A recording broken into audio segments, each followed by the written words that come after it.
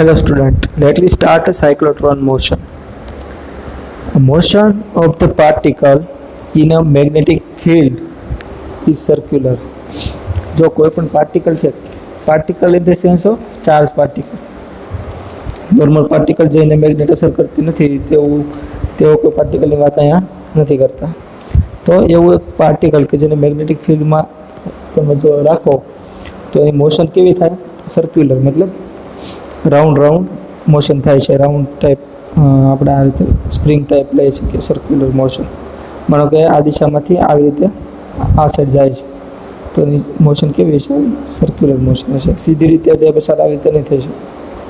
Okay. With the magnetic force providing the centripetal acceleration. અને એવું શું શા માટે થાય? તો કે સેન્ટ્રીપેટલ એસેલરેશનને કારણે એક આમ ગણો તો કેન્દ્રીય બળ લાગે છે અને એને લીધે આવું થાય છે.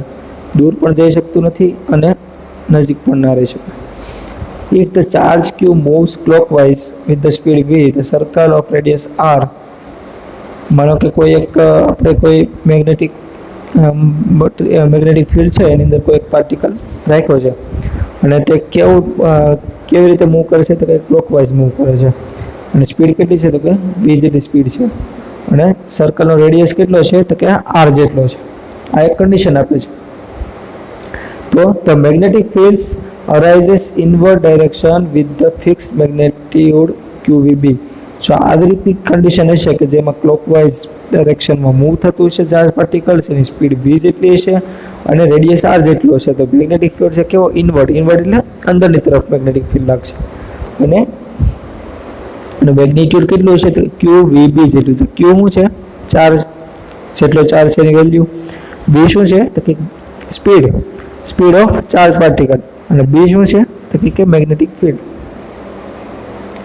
If m be the mass of particle, then centrifugal force will be. હવે જો એ પાર્ટિકલનું માસ m હોય તો સેન્ટ્રીફ્યુગલ ફોર્સ કેટલું લાગશે?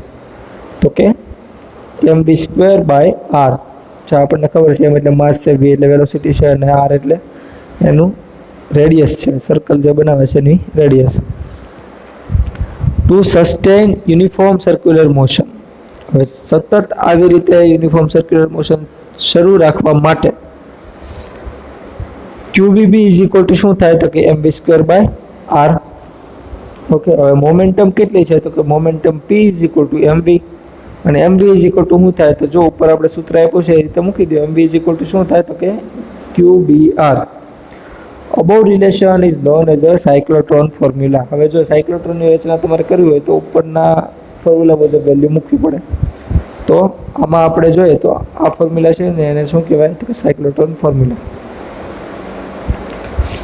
આ ફોર્મ્યુલા કદાચ એક માર્કમાં પૂછાય કે write the cyclotron formula and explain it. તો આપણે આ લખવું પડે. Above relation is known as cyclotron formula because it is describe the motion of particle in a cyclotron. શા માટે સાયક્લોટ્રોન ફોર્મ્યુલા છે? તો કે કોઈ પાર્ટિકલની સાયક્લોટ્રોનની અંદરની મોશન છે એમાં ડિસ્ક્રાઇબ કરે છે. હવે કોઈ એક સેન્ટર આમાં આપણને ફિગર આપી છે. ફિગરમાં આપણે એમ માનો કે આ પોઈન્ટ ઉપર કોઈ વ્યક્તિ ઊભો છે અને એક દોરી છે અને બોલ બાંધેલો છે. એ બોલને ગોળ ફેરવે છે આ રીતે. પણ આ એક જગ્યાએ સ્થિર હોય તો જ્યારે મોશન કરતો હોય ત્યારે ગોળ ફરે છે, પણ ફરતું પોતે આગળની દિશામાં મોશન કરતું હોય. આવી રીતે સર્કલ બાય સર્કલ બનતા જાય. Okay. Suppose a charge moves in a plane perpendicular to b. હવે આપણે જોઈએ કે ભાઈ એવું માની લો કે ચાર્જ છે એ મૂવ કરે છે. ક્યાં? તો પ્લેન પરપેન્ડિક્યુલર, લંબ રીતે મૂવ કરે છે. If it has some additional speed. હવે માનો કે એને કોઈ એડિશનલ સ્પીડ છે એનામાં vp, તો parallel to b additional speed છે. બટ હવે vp is unaffected by magnetic force and particle moves on a helical path shown in figure. જ્યાં vp છે તે મેગ્નેટિક ફિલ્ડને અસર કરશે ને અનઅફેક્ટેડ રહેશે અને એક પાથ ઉપર ગતિ કરશે.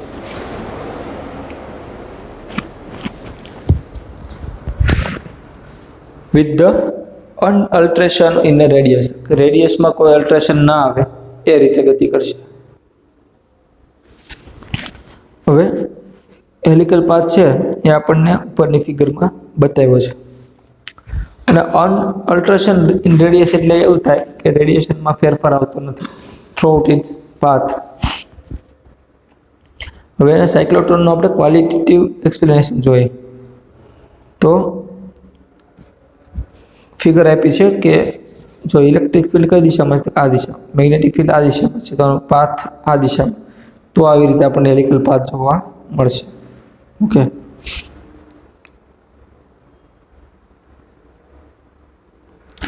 Suppose a particle is at rest initially, શરૂઆતમાં પાર્ટિકલ છે એવું છે કે રેસ્ટમાં છે. રેસ્ટમાં એનો મતલબ એવો થાય ત્યારે એવું ખ્યાલ આવે કે રેસ્ટ મતલબ એવું થાય કે એની પાસે કોઈ સ્પીડ નથી.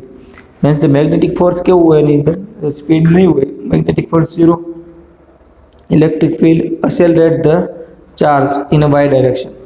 હવે ઇલેક્ટ્રિક ફિલ્ડ છે એને y ડાયરેક્શનમાં એક્સેલરેટ કરશે. જો આપણે ડ્રો કરીએ, હા હા, હવે કોઈ ચાર્જ પાર્ટિકલ અહીંયા છે, હવે એને ઇલેક્ટ્રિક y ડાયરેક્શનમાં ઉપર ડાયરેક્શનમાં એક્સેલરેટ કર્યું, ઉપર ગયું છે. As it is picks up a speed, magnetic force develop. હવે એને સ્પીડ પકડીને આપણે અહીંયા સુધી પહોંચ્યા. હવે મેગ્નેટિક ફિલ્ડ છે ઉત્પન્ન થયું, which pulls the charge around to the right. હવે એ મેગ્નેટિક ફિલ્ડ જે ઉત્પન્ન થયું છે એ શું કરશે, આને પુલ કરશે, ખેંચીને ફરીવાર નીચે લાવશે. આ મેગ્નેટિક ફિલ્ડ લીધે, આ ઇલેક્ટ્રિક ફિલ્ડના લીધે અને આ મેગ્નેટિક ફિલ્ડના લીધે. હવે ફરીવાર એની પ્રોસેસ શરૂ થાય કે ફરીવાર જ્યારે મેગ્નેટિક ફિલ્ડ 0 થઈ જાય એટલે ઇલેક્ટ્રિક ફિલ્ડ છે એને ફરીવાર પુલ કરશે. અને જેટલું આ ફાસ્ટ આપણે કીધું the fast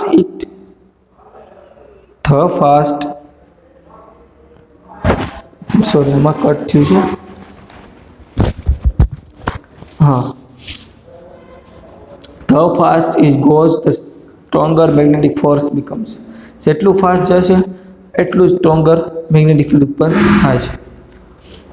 eventually it curves the particle back around towards x axis. અને તે પાર્ટિકલને એક્સિસ બાજુ ફરીવાર લાવશે. ફરીવાર ઇલેક્ટ્રિક ફિલ્ડ ઉત્પન્ન થશે, ઉપર લઈ જશે, ફરીવાર મેગ્નેટિક ફિલ્ડ નીચે લાવશે.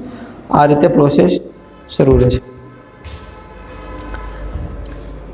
Such a motion of the charge is against the electric force, so it begins to slow down. Magnetic force then decreases. હવે એ ડિક્રીઝ 0 શું કામ થાય? તો અહીંયા આપણે વાત કરી કે જ્યારે આપણે આવી વાત કરતા હોય કે ઇલેક્ટ્રિક ફિલ્ડ અહીંયા ઇલેક્ટ્રિક ફિલ્ડ છે આ દિશામાં, તો આ ઉપર લઈ જાય છે અને ત્યારે એની સ્પીડને લીધે મેગ્નેટિક ફિલ્ડ ઉત્પન્ન થાય છે અને નીચે લાવે છે. આ નીચે લાવવાની પ્રક્રિયામાં તે ઇલેક્ટ્રિક ફિલ્ડની ઓપોઝિટ દિશામાં કામ કરે છે. ઓપોઝિટ દિશામાં કામ કરતું હોય તો ઇવેન્ચ્યુઅલી શું થાય તો કે ઘટતું જાય અને મેગ્નેટિક ફિલ્ડ છે ઘટતું 0 થઈ જાય. ફરીવાર ઇલેક્ટ્રિક ફિલ્ડ ઉત્પન્ન થશે અને એને ઉપરની દિશામાં ગતિ કરાવશે. આ રીતે આખી પ્રોસેસ શરૂ રહેશે. So begins to slow down, magnetic force then decrease and the electric force then takes over, bringing the charge to rest the point A. Figure 3.3. Here the entire process repeat, carrying the particle over point B and so on. આખી process આ રીતે repeat થયા કરશે.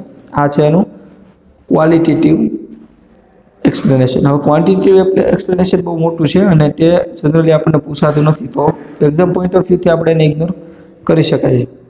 છતાં છે જોઈ લઈએ. જો આ રીતે મેં આપ્યું છે એક્સપ્લેનેશન કે કઈ ડાયરેક્શનમાં કેટલું ક્યારે જાય છે, અને એ આપણે જરૂરી એટલા માટે નથી કે આપણે કોન્સેપ્ટ સમજી લીધો કે ઇલેક્ટ્રિક ફિલ્ડના લીધે ઉપર જાય છે અને ઉપર જવાની પ્રક્રિયાના લીધે મેગ્નેટિક ફિલ્ડ ઉત્પન્ન થાય છે અને એ મેગ્નેટિક ફિલ્ડ એને નીચે ખેંચીને લાવે છે.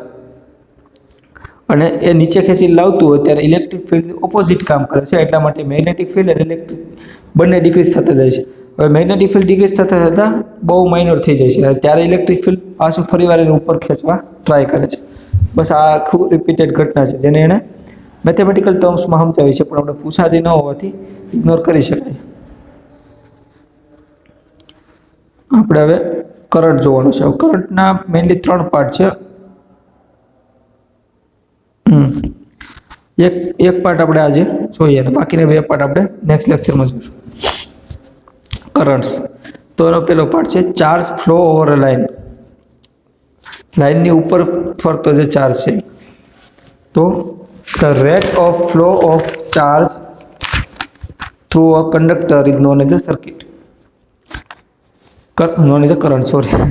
જો કંડક્ટરમાંથી જે ચાર્જ પાર્ટિકલ છે તેના ફ્લો થવાના રેટને શું કહેવાય? તો કે કરંટ કહેવાય. If a net charge q passes through a cross section of conductor in a time t, then current I is equal to q by t. જે q શું છે? તો કે ચાર્જ છે અને t શું છે? તો કે ટાઈમ છે.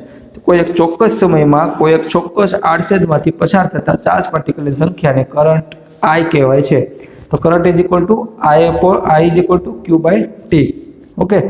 When q is coulombs and t is seconds, then current is assumed to be ampere. Coulomb per second or is equal to ampere. તો આ બે એના યુનિટ છે. હવે આપણે ફિગર જોઈએ. હવે આપણે જે ફિગર છે એક લાઈન બતાવી છે આ રીતની, એ લાઈન આપણે જોડે. એમાં ડેલ્ટા ટી ટાઈમનો ચેન્જ, પી સ્પીડ, પછી લાઈન ચાર્જ ડેન્સિટી બધું આપ્યું છે. આ line charge density sigma traveling down a wire at a speed v constitute a current. Line charge density છે જે travelling down wire at a speed v. હવે એમ માનો કે એટલી ડેન્સિટી છે એ v સ્પીડથી નીચેની સાઈડ આવે છે. રેડી? તો I ઇઝ ઇક્વલ ટુ થાય તો સિગ્મા ઇન્ટુ v. હવે segment having a length v del t carrying a charge del sigma v del t passes at a point p in a time interval del t. આપણે ચોક્કસ ટાઈમના કટકામાં કોઈ એક ચોક્કસ ટાઈમમાં કેટલું પાસ થાય છે જોવાનું છે. એટલા માટે ડેલ ટી ટાઈમ જેટલો લીધો છે. તો ડેલ ટી ટાઈમમાં સ્પીડ v છે અને તો કેટલા પાર્ટિકલ પાસ થશે એ આપણે, અથવા કેટલા ચાર્જ પાર્ટિકલ પાસ થશે એ આપણે જોવાનું છે. તો એવિડન્ટલી f is equal to direct point ઉપર આવીએ તો f is equal to integration sigma v del t into v cross b. f is equal to integration sigma dl. dl શું છે? તો કે લેન્થ છે. લેન્થનો એક શોર્ટ ભાગ છે. કેમ લીધો? તો કે વેલોસિટી ને ટાઈમ, તો એટલી વેલોસિટી અને એટલો ટાઈમ, તો કેટલી લેન્થ પાસ થાય એ લેન્થના કટકાને આપણે dl તરીકે લીધો. તો v cross b એમ રહ્યું. હવે છે dl ને બહાર લઈ જાઓ, q v b અને સિગ્મા એ ત્રણને ભેગા કરો તો I cross b મળ્યું. Since I and dl both in the same direction, I and dl બે એક જ ડાયરેક્શનમાં હોય તો f is equal to I into dl into b. તો I ને બહાર કરી લો ઇન્ટિગ્રેશનમાં dl into એ બધા, because I is constant. હવે કોન્સ્ટન્ટ વસ્તુ હોય એનું ઇન્ટિગ્રેશન થઈ શકતું નથી એટલે I ને બહાર લીધું છે. તો આ આપણે જે છેલ્લે મળ્યું છે આપણને